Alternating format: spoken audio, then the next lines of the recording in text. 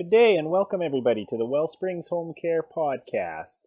I'm your host, Justin Curry, and I am the owner and also a certified senior care manager here at Wellsprings Home Care.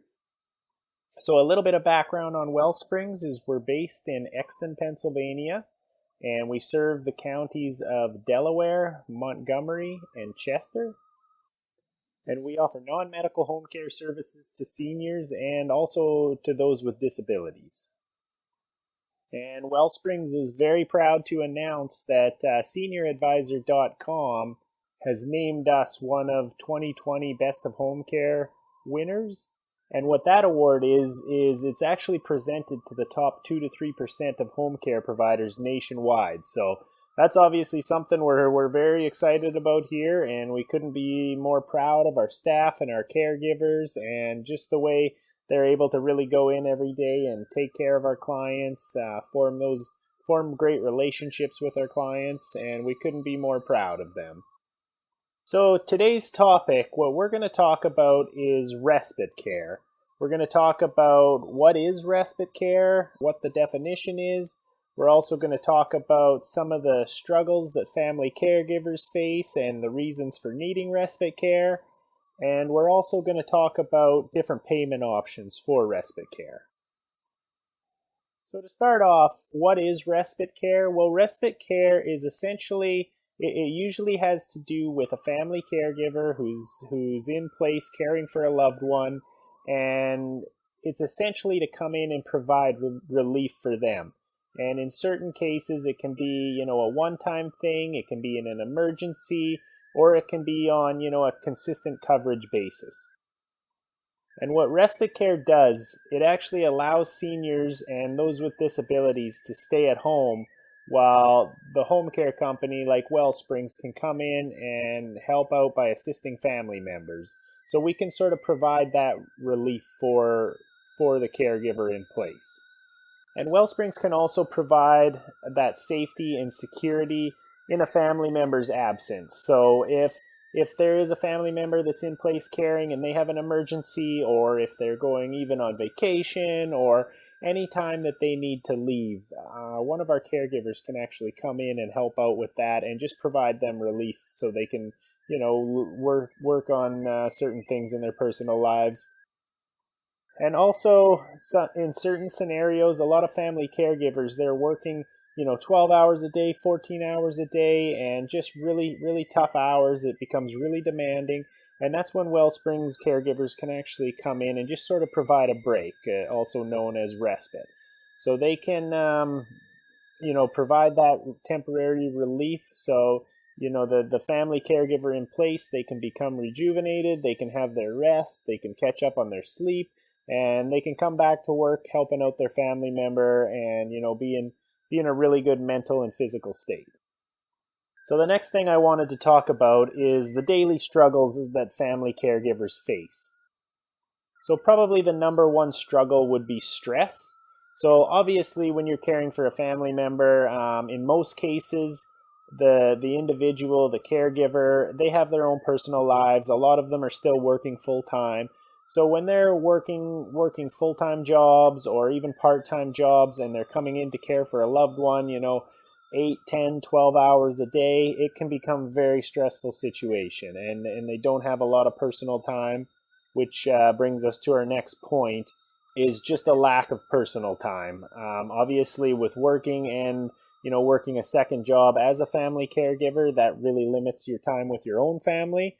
So that's where a caregiver could come in and offer respite, and whether it be for 1 day, 2 days, a week, whatever works in the family situation. And another struggle that family caregivers face is issues with finances. So essentially, when a family caregiver comes in, a lot of times they have to take a step back from their job they're working, and that's typically to become an unpaid caregiver. So obviously, not a lot of us can do that. It would put a big strain on anyone's finances to, quit a full-time or a part-time job to care for a loved one, and it really puts everybody in a tough position. So what our caregivers could do is they can come in and help in that situation, and we could maybe come in and help out during the hours where the family caregiver is working their current job. And in certain scenarios, benefit providers like Medicaid can actually pay for the respite care to come in and help out. It really depends on the situation, types of insurance, whether it's private pay, long-term care insurance. There's generally options which we'll jump to in a few minutes here.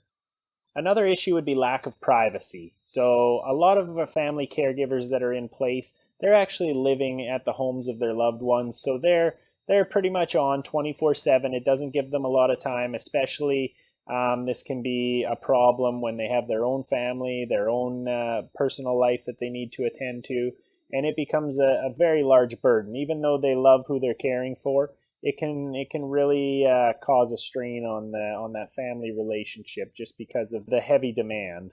The next would be sleep deprivation. With sleep deprivation, obviously when you're working a full-time job and you're coming to care for a loved one, maybe in the evenings or overnight, it can become a huge strain on an individual. Nobody's built to work that many hours in a day, 7 days a week, 12, 14, 16 hours a day. It's not a reasonable thing to be doing that on a long-term consistent basis. So another issue would be depression and isolation. That seems to be a problem we see a lot with family caregivers, is because they have a real change in their schedule and in their personal life. They're not spending as much time. They're not doing the activities that they used to do. Not spending time with loved ones outside of who they're caring for. And it can just feel like an isolated feeling, like they're almost stuck or restricted. And even though, again, they love who they're caring for, it can become it can become very demanding very quickly.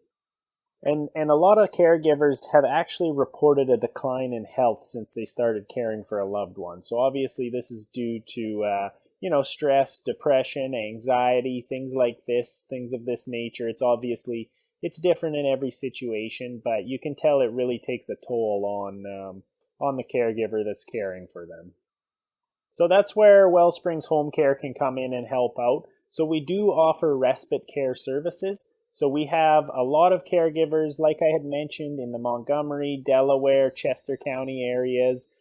And all caregivers are required to have a minimum level of experience, and the screening is extremely thorough. So whoever can come out and help is always going to have that screening process done ahead of time. So some types of situations that you would call on a Wellsprings caregiver would be, for short notice, if something came up last minute and you needed somebody to fill a spot, just to help out for the day, or we do have a minimum of 4 hours, but they could come out and help for 4 hours. We do have a lot of caregivers, so that offers, more coverage than if it's just family members caring for somebody. And also other situations would be in an emergency, obviously, which no one can plan for.